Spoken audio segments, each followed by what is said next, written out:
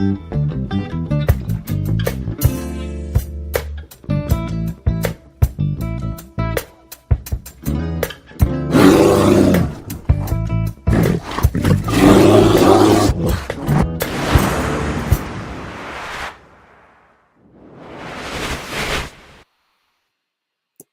right. Greetings. Welcome back to Black Bear News, where everything is connected. Sorry for the delayed start. Just having some equipment issues. What's up? Thanks for being here, everybody. Yeah, you guys are having a good time in the chat. Anyways, all right. Bring back horns, says Extra Bulla. Bring back horn sections. All right. Very underrated opening music. Thank you. Thank you. Thank you.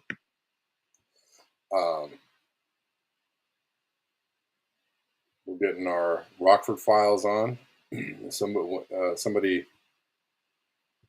said the theme music was reminiscent of Rockford Files or some kind of 70s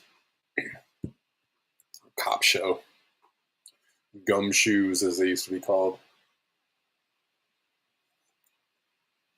All right. But we're here, we're back, and we're rolling.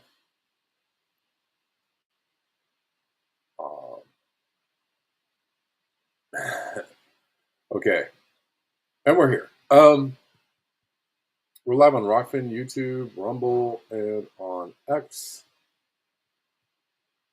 And let's see.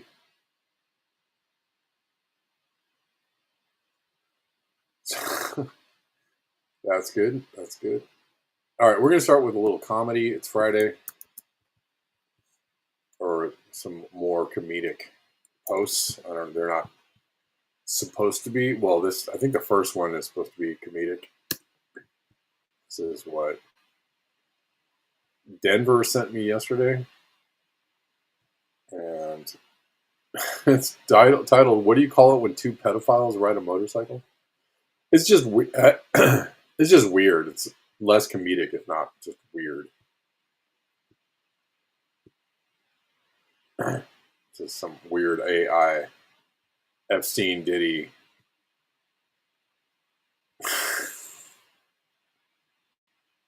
motorcycle riding. Okay. Oh yeah, there they go. Oh yeah, flying. Oh, reminds you of Steely Dan. Nice. Simon and Simon. All right.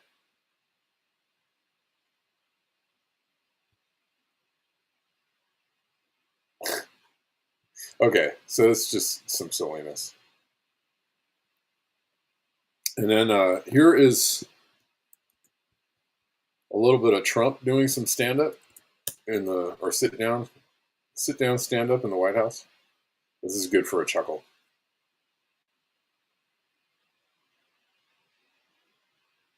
Andre, what's up? Long time no see. Once in a while, Trump is funny. And he's got a good delivery here. Know very well. You know, there are 3 or 4 of them that do it. And when they took over, Buttigieg, who has no clue, you know, he drives to work on his bicycle with his, in all fairness, with his husband on the back, which is a nice, loving relationship. You know very well. You know, there are 3 or 4 of them that do.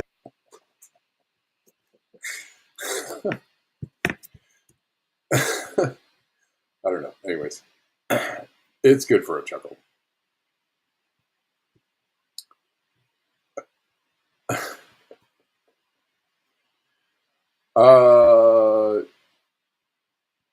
Let's see. So actually, I caught wind of this. I was actually checking out Jamal Thomas this morning, and I was like, "Is this real?" I mean, this is an interesting turn of events.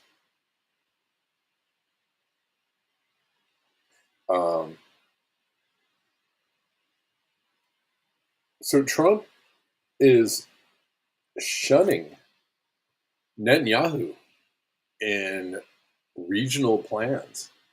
He's pissed.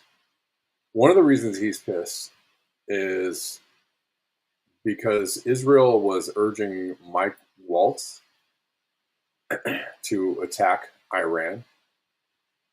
And apparently, so remember the whole dust up? Oh, $25,000 pyramid. I remember that show. Yeah, I do remember that show. Yep. Um, remember Johnny Carson's band? That was a great band. Okay, so Trump, remember the dust up with Tulsi and Pete Hegseth and some other people um, kind of urging Trump not to attack Iran. I guess that they had gotten to Mike Waltz and were kind of against uh, Trump's wishes. I guess he was urging people to Doc Severinsen. Um, urging an attack on Iran, and I guess that pissed Trump off. Trump, disappointed with Netanyahu, excludes Israel from regional plans. Tensions escalate between Trump and Netanyahu as the former president moves forward with Middle East plans, excluding Israel. Okay, just when you think they can't get any tighter.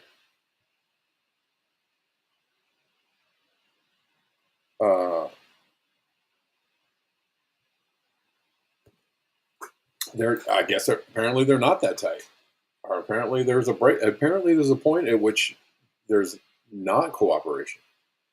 Tensions between former U.S. President Donald Trump and Israeli Prime Minister Benjamin Netanyahu appear to be escalating, according to Israeli newspaper Israel Hayom, citing sources close to Trump.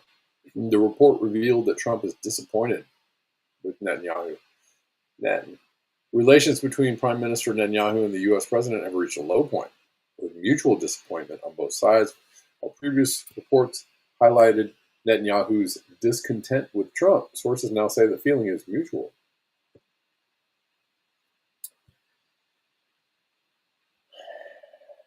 I mean, I don't know where this goes. Does this, go into a full-fledged rejection of, cooperation with Israel? What does that mean? Like, if Trump actually started turning on Netanyahu or turning on Israel or turning off the spigot of funds and ammunition, what would that mean for Trump? Would there be extra bullets saying I smell bullshit on this? Okay. Yeah, I agree. I agree this could be, and meanwhile, the slaughter goes on, right? And meanwhile, the, Israel romping around the Middle East, at will with no obstruction goes on. Sure. I'm just wondering, is there a breaking point? Is there a point at which, Trump could be like, all right, I've had enough. that's that. I don't know. Is he big enough, man enough, strong enough, uh, foolhardy and reckless enough to, give give Israel the heave ho and say you're on your own? I'm out. I mean, that would be an interesting turn of events. Anyways, it is an interesting turn of events. Well, but again, we'll see where this goes. Does this have an ultimate conclusion, or is this just a rough patch that these two very very tight, very cute uh, buddies have in their relationship?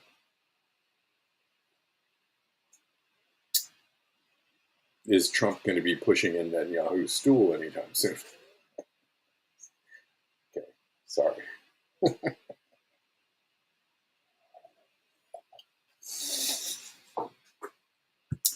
I kid. Anyways, Trump reportedly believes Netanyahu. Oh, anyways, two senior figures within Trump's inner circle reportedly told Israel Hayom that Trump has decided to stop waiting for Israel and instead move forward with Middle East initiatives without Netanyahu. Whoa. Trump reportedly believes Netanyahu is dragging his feet on critical decisions and that the president wishes to make decisions he believes will advance American interests, particularly regarding Saudi Arabia and the Gulf states. Saudi Arabia has repeatedly made it clear that any agreement on normalization with Israel must include an end to the genocidal war in Gaza and a formal Israeli commitment to a future Palestinian state. Saudi Arabia is calling it a genocide and saying no go on anything until this ends. That's Saudi Arabia.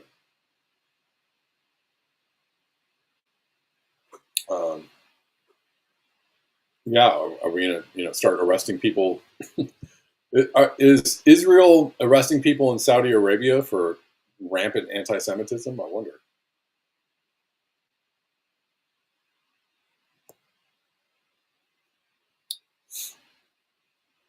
Um, Hemcar says Trump will have to deport himself. He's being anti-Semitic.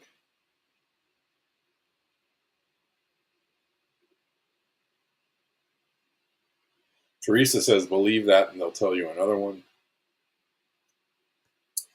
Jean asks, does this mean Trump will now stop violating the shit out of both the First and Fourth Amendments?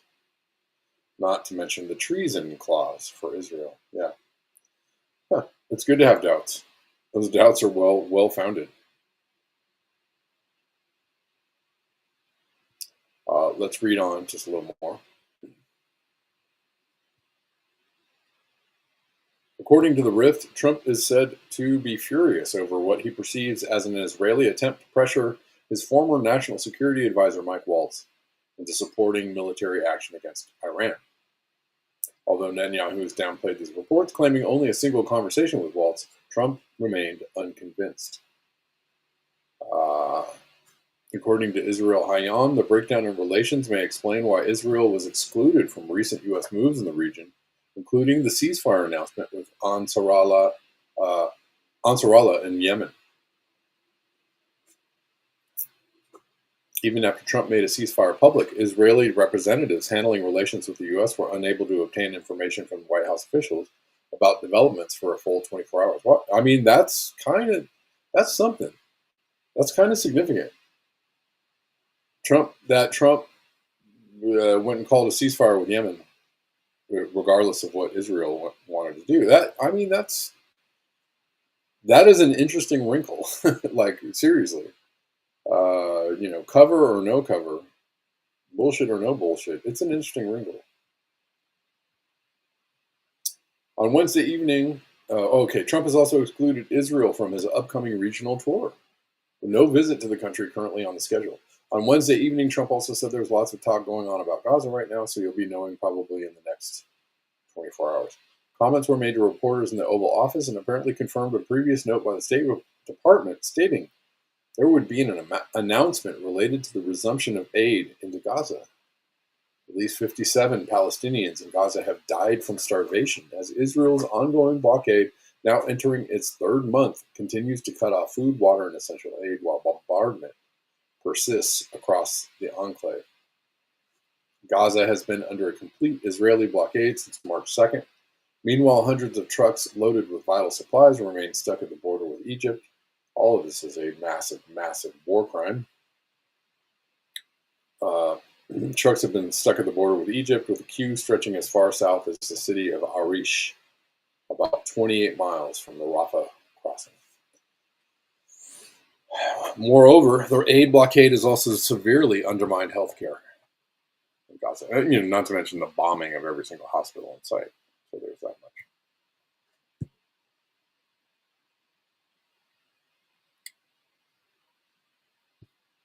Yeah. All right. So, I mean, it's interesting. What are you gonna do? Yeah. Who do you believe?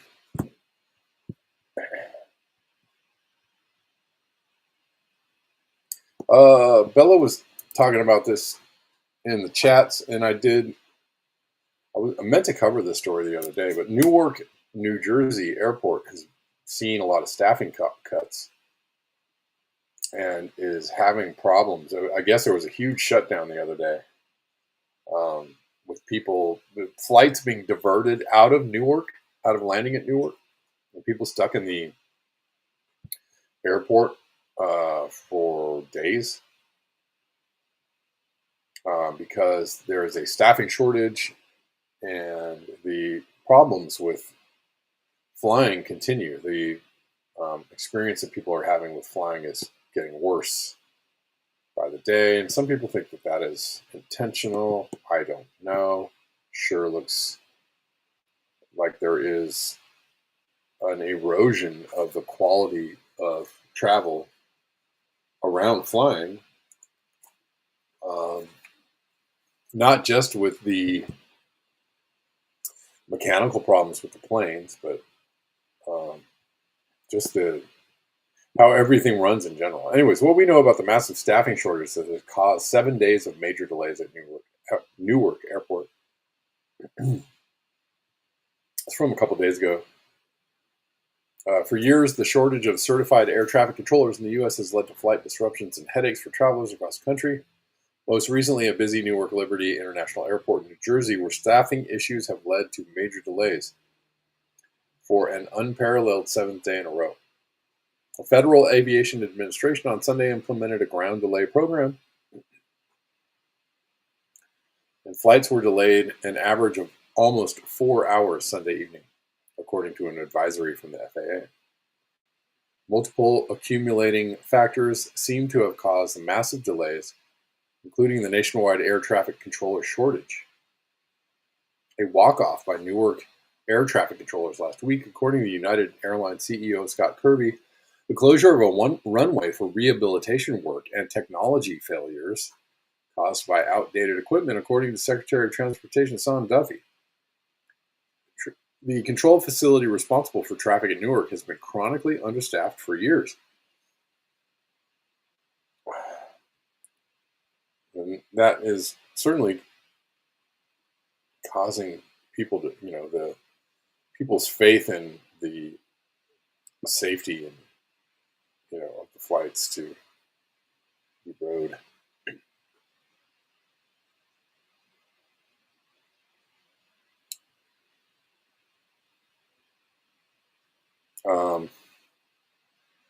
Anyways, most recently in busy Newark Liberty International Airport in New Jersey, staffing issues have led to major delays for an unparalleled 7th day in a row. The FAA on Sunday implemented a ground delay program, and flights were delayed an average of almost 4 hours Sunday evening. According to an advisory from the FAA, multiple accumulating factors seem to have caused the massive delays, including the nationwide air traffic controller shortage, a walk-off by Newark air traffic controllers last week. According to the United... did I already read this? Sorry. I did.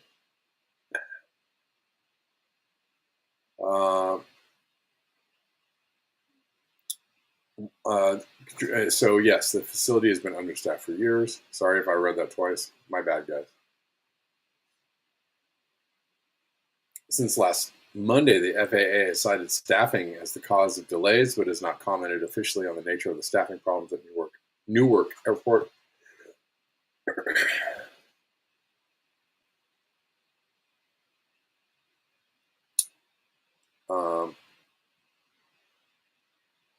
It's a major hub, 14th busiest airport in the country. United Airlines CEO said the airport issue seemed to stem in part from technology failures. Boy, that's great news. Technology that FAA air traffic controllers rely on to manage the airplanes coming in and out of Newark Airport failed. I cannot speak right now, resulting in dozens of diverted flights, hundreds of delayed and canceled flights, and worst of all, thousands of customers with disrupted travel plans.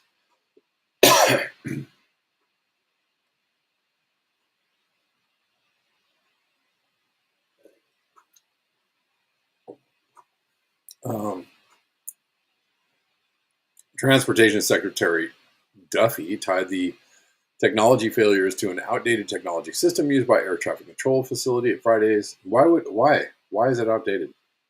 Why isn't it updated? I don't understand.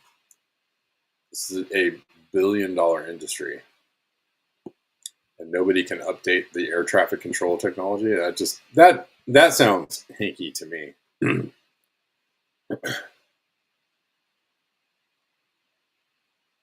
That just doesn't sound right to me. Really, you're just like, oh, we got to update these air traffic control systems. I mean, but we just can't seem to do it. I don't. Something about that just doesn't sit right with me.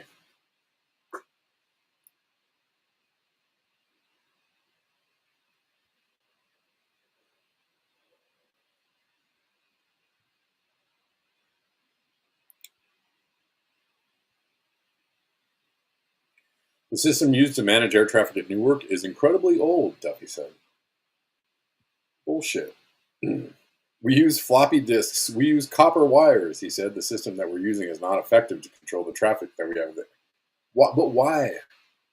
Why? Seriously? But I guess this is the state of infrastructure in the U.S. We can't seem to build any new trains or high-speed trains or public transit. Well, they're building public transport in LA, but not updating transportation systems is just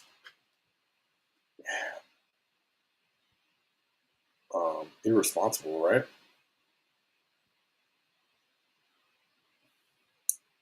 What is this? What am I reading? I'm reading an article.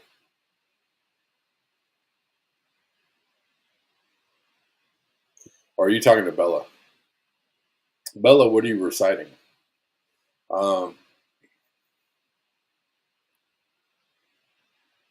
Anyways, he said the existing system is safe, but that its age results in the delays and cancellations now plaguing passengers. President Donald Trump is fully on board with the plan to replace the systems. He called on Congress to give us the resources needed to upgrade the technology. Meanwhile, an extra $150 billion is going to the military. So, I mean, you guys seem to have been able to. I mean, how much does it cost to upgrade these systems? Come on, man. If they told me $1 billion, I would laugh because it probably doesn't even cost $1 billion to upgrade these.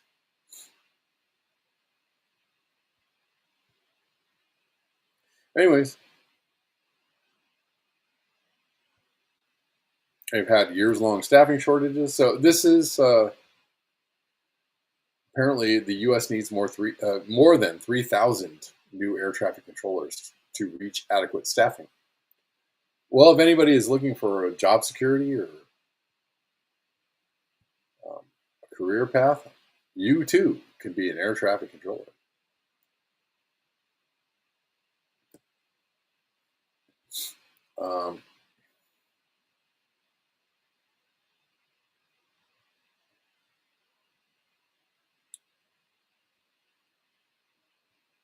Anyways, the entire picture is not looking good, and right, people are having a lot of conversations about not wanting to fly or to travel because they're not feeling all that safe around it.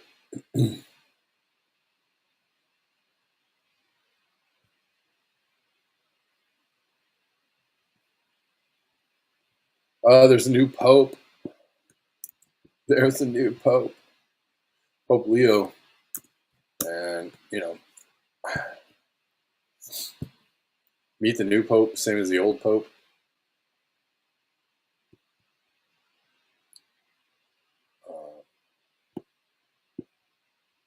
Classic pope. What do we know about this pope? So, Francis was full of like, nice, liberal, feel good, woke, love thy neighbor ideology. But, a lot of people had issues with, I feel like most people know that popes are like presidents and that there's a lot of skeletons generally. And there's a lot of stuff going on under the surface of their papal politics.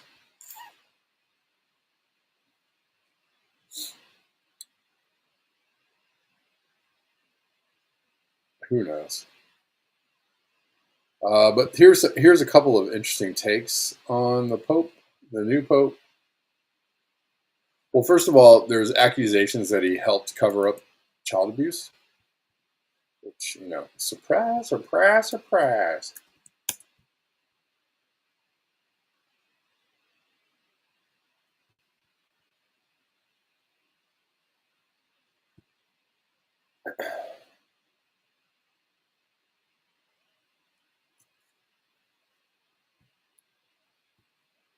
Are we there yet? Okay, here we go. New American Pope helped cover up child abuse and allowed the abuser to continue in the church.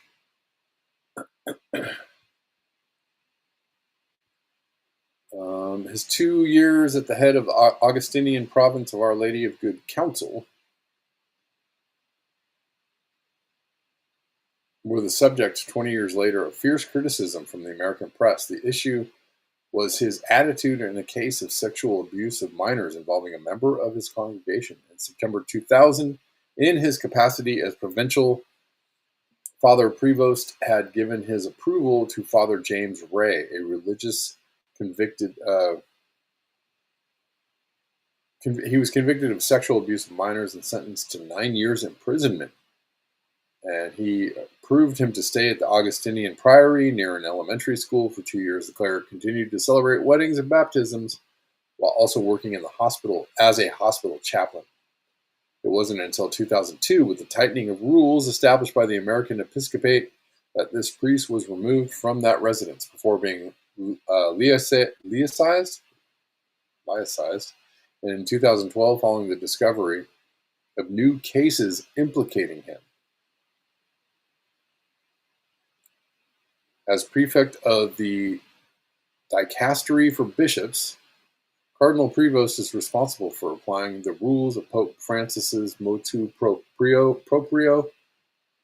Vos estis lux mundi. This motu proprio can lead to the resignations of bishops found guilty of negligence, cover-up, or mismanagement of abuse cases involving priests under their jurisdiction. All right. So, people have questions.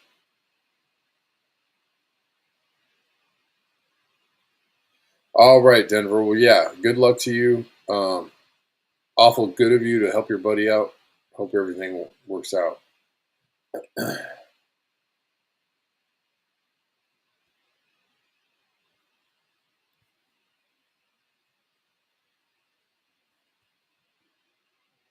And here's another take on the new Pope,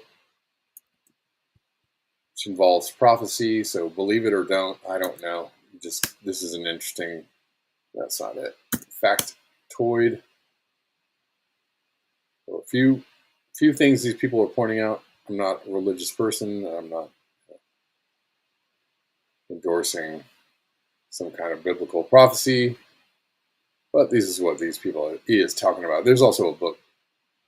Want to hear something terrifying? The Prophecy of the Popes. Oh boy. This book was found in the Vatican archives. Predicted every single pope from in 1143 all the way to our current pope. But the scary thing is, after Pope Francis, the last one, it just says Judgment Day. Oh gosh. It literally ends after Pope Francis? Yes. The creepiest thing that I saw inside St. Paul's Basilica, bordering the whole inner sanctuary, is every single pope. But what's weird is that there's only a certain amount of markers to where you can put a picture. There's one left after Pope Francis. They have always said that once that last slot is filled, it will be the end of the world. What he predicted, the time it took to go from the first pope that he wrote about, halfway mark, was 422 years. He's saying from the middle one to the end, another 422 years will be the end of the world. If you do 422 years from the middle pope, which was 1585, that year is 2027.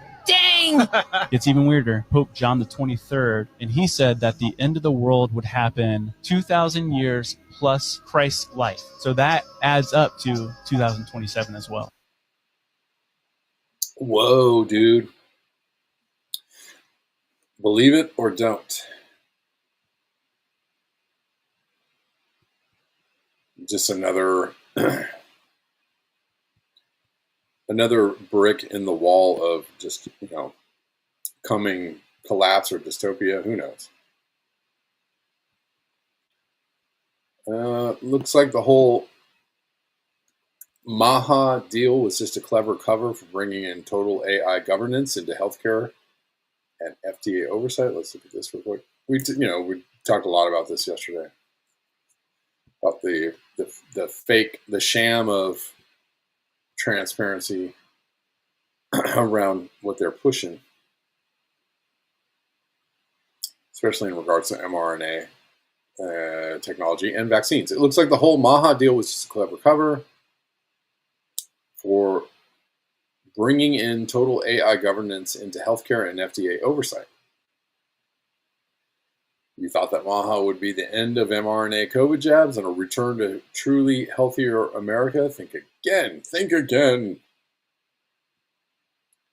Today, the FDA announced that on May 22nd, the FDA's Vaccines and Related Biological Products Advisory Committee will meet to publicly discuss and make recommendations on the selection of the formula for COVID-19 vaccines for the use in the United States. All right. New and improved formula. Anyways, in a historic first for the agency, Dr. Macri, FDA, today announced an aggressive timeline to scale the use of artificial intelligence internally across all FDA centers by June 30th, 2025. That's real soon, following the completion of a new generative AI pilot for scientific reviewers. AI rollout, aggressive. Let's have more of it. That's where we're going.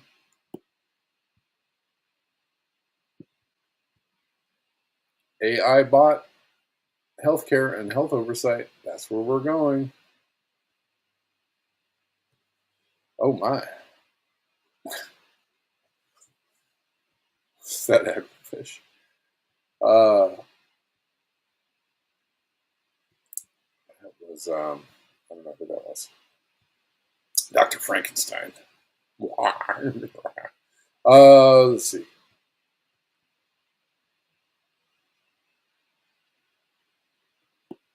Macron is welcoming the former terrorist, now leader of Syria, into the halls of power, where he can rightly take his place as a suited aristocrat.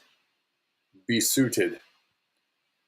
To see how empty and manipulated the term terrorist is, look at Abu al-Jolani, Ahmed Hussein al-Shara. In January, the DOJ still offered $10 million for his capture, linking him to al-Qaeda and ISIS. In May, he's welcomed as a respected world leader. All right, well, yeah. Just like a regular leader guy. He's, just doing his best. He's just a regular dude, just doing his best.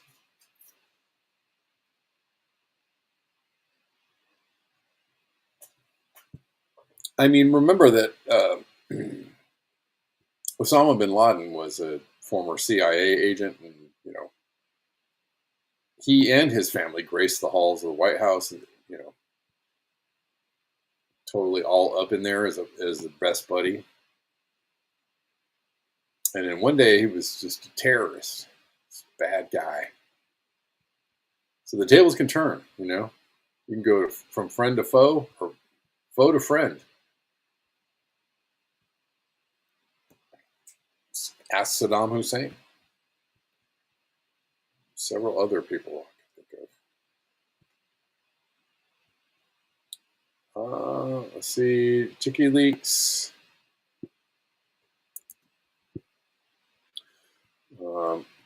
We were talking about WikiLeaks yesterday. It's good channel to follow if you don't already follow the WikiLeaks.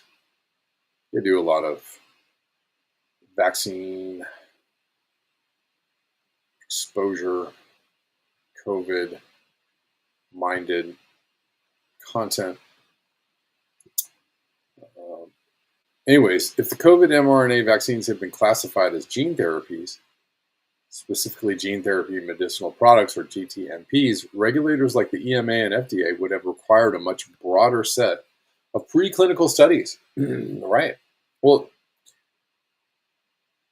even if they're just called vaccines, I think they should have done a lot. They really didn't do a lot of studies.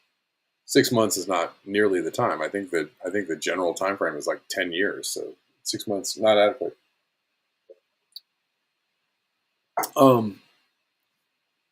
It would have required a much broader set of preclinical studies before approval, including specific tests for genotoxicity, insertional mutagenesis, geneticity. That's it.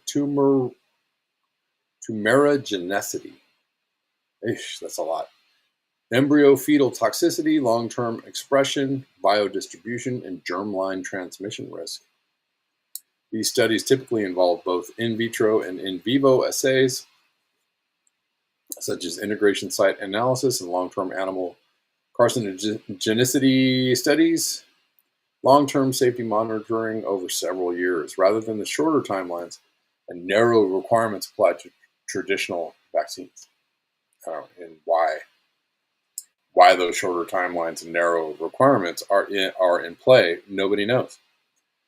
Because they're not really tested all that well for safety. People keep saying that. Because mRNA and lipid nanoparticles were not considered to pose these DNA-related risks, because mRNA vaccines were regulated as vaccines, not gene therapies, the extensive carcinogenicity and genotoxicity studies were not required or performed before emergency approval. Emergency.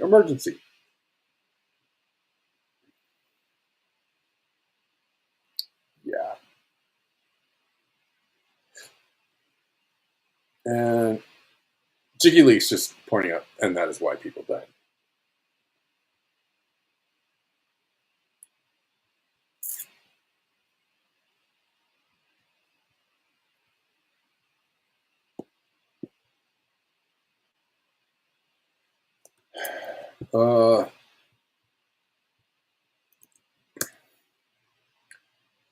Elon Musk posting this.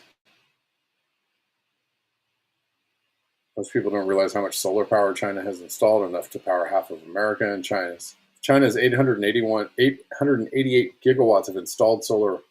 Operated at U.S. capacity factors, it would generate 44% of U.S. electricity. Well, we have a massive irradiance advantage, especially compared to southeastern China. Well, depending on what you're, Elon is posting this, or Milan. Maybe he's bucking for a big contract to start installing solar all over the planet, or at least all over the U.S.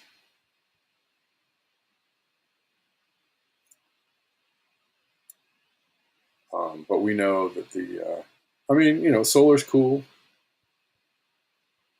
I suppose probably not going to help us in the long run. Don't let my negativity sway you. Even with poorer solar resources, China generates 3 times as much electricity from solar. And we've been talking about this a whole lot, about China being able to do many things for the public good that the U.S. just doesn't seem to want to do, like updating air traffic control centers and things of that nature.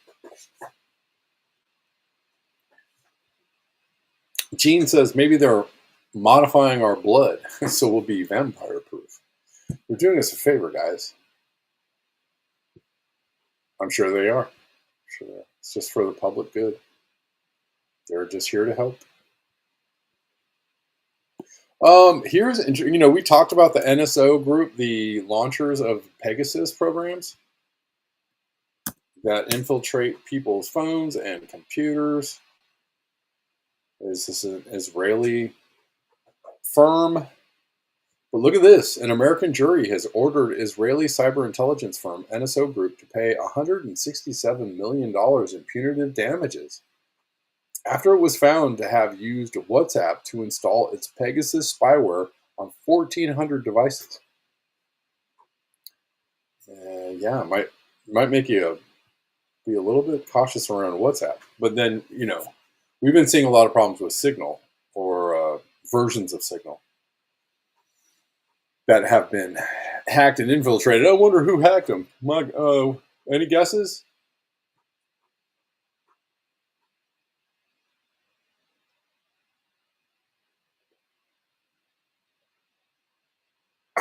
The spyware sold to governments globally has been used to target journalists, activists, and political leaders.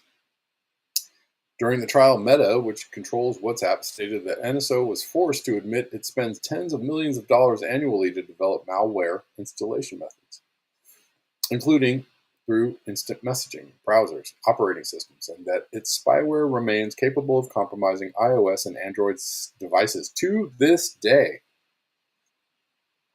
You ain't safe. Guys, if you like the show, you want to support the show, you like the show coming to you for free 99 Monday through Friday. I sure could use your help. If you're of the mind, lots of ways to do it. Links in the description box. Venmo, PayPal, CashApp, Zelle, buy me a coffee, Ko-Fi.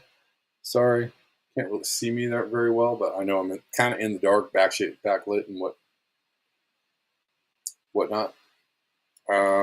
Anyways, support me on Patreon, support me on Substack, etc., etc. Many of you support the show already. You know who you are, and I thank you.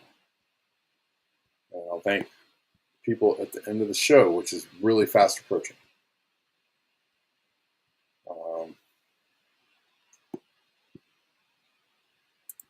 Here is a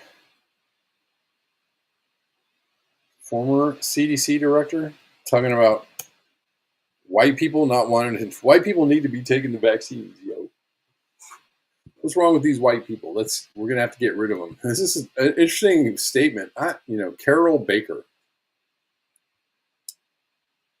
appointed chair of the CDC Advisory Committee, and this is in 2009, I think, or I don't know where this is from, honestly. The date I'm seeing here is 2009. But this is a weird thing to say. The solution. Every study published in the last 5 years, when you look at vaccine refusers, I'm not talking about, hesitants, most of them we can talk into coming to terms, but refusers. We'll just get rid of all the whites in the United States because Houston is the most diverse city in the entire United States. There's 7 Asian languages spoken. The solution. Those are just really weird things to say. Anyways, last time I checked, it wasn't just white people that didn't like taking vaccines. I don't know what she's talking about, because I feel like non-white people are even more skeptical of vaccines than white people. But we're just going to have to get rid of everyone. And that's pretty much these refusers, not the skeptics. I'm talking about the refusers, the ones that we can't get to come to terms with their future. Those are some very strange statements from Carol Baker. What's she talking about? Let's see.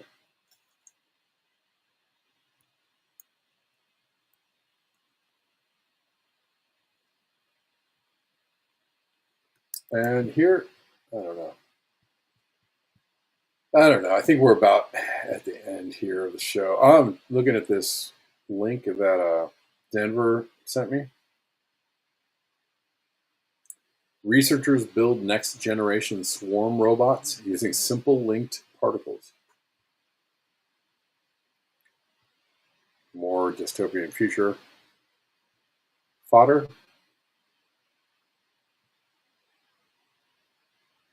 A joint research team from Seoul National University and Harvard University has developed a next-generation swarm robot system inspired by nature, capable of movement, exploration, transport, and cooperation, all without the need for precise sensors or centralized control. The study was led by Professor Ho Young Kim, Dr. Kyunmin Sun, and master's student Kwanwoo Kim at SNU's Department of Mechanical Engineering, and Professor L. Mahadevan and Dr. Kimberly Bowell at Harvard. Their approach connects simple, active particles into chain-like structures that can carry out complex tasks without any advanced programming or artificial intelligence. Whoa. A short video showcases LinkBots, a new class of chain-linked active particles capable of moving, exploring, and working together without sensors or central control. Inspired by collective behaviors in nature, these simple yet versatile robots demonstrate tasks like navigating tight spaces and transporting objects, even in a complex environment. Traditional swarm robots, such as those made from drones or small individual bots, typically rely on high-tech components like sophisticated sensors, wireless communication, and detailed control algorithms. While powerful, these systems often come with limitations in terms of size, material choice, cost, and environmental conditions. In contrast, nature offers a different model, just as ant colonies or groups of cells exhibit complex collective behaviors using only simple individual units. The research team created a new type of robot inspired by this phenomenon, known as emergent collective behavior. Their solution, called the LinkBot, connects small self-moving particles in a V-shaped chain formation that naturally gives rise to coordinated lifelike movement without any embedded intelligence. These LinkBots use simple mechanical constraints to control how each particle moves or rotates by adjusting the geometry of the links. The system can adapt its shape, and behavior to suit different tasks or environments. Creepy. The team demonstrated that LinkBots can perform a variety of actions, such as moving forward, stopping, and changing direction by simply modifying their link structures. They can squeeze through tight gaps, block openings, and even surround and carry objects. Multiple LinkBots can also work together to accomplish tasks too difficult for a single robot. To better understand and predict these behaviors, the researchers developed a computational model that simulates how different chain designs and particle counts affect movement. This allows for systematic exploration of the LinkBot's mechanical logic. The team showed that these robots can perform sequences of complex tasks like searching, transporting, and cooperating without relying on sensors for centralized control. This opens new possibilities for low-cost, energy-efficient robotics and disaster response, rough terrain logistics, environmental monitoring, and beyond.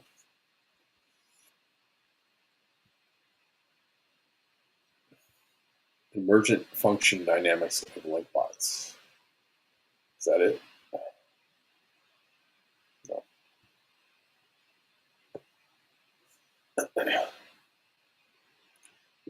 LinkBot, get yourself a LinkBot.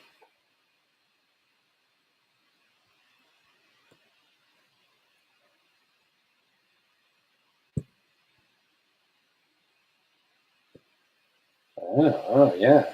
Look how crafty that LinkBot is. There he goes.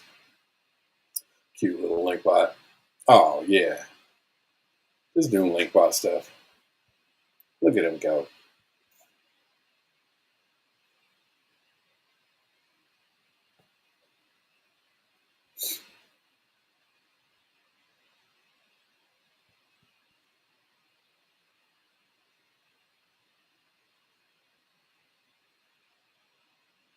Whoa. Whoa, that's a lot.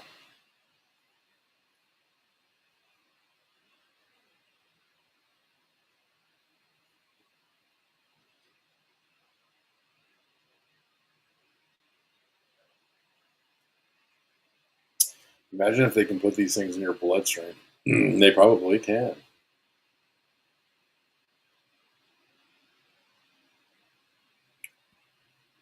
All right, I think we get it. Okay. That does it for me, guys. Thank you so much for hanging out today. Thanks for being here. I don't know if I have anybody to thank as of this moment in time, but you're all great, stupendous, wonderful, beautiful. Hope you enjoy your weekend. Do all the things. I guess it's Mother's Day. Go hug your mama. If you're a mama, hug yourself. If nobody's hugging you. And all right, enjoy the weekend. I'm going to see you on Monday. Thanks, everyone. And until next time, peace.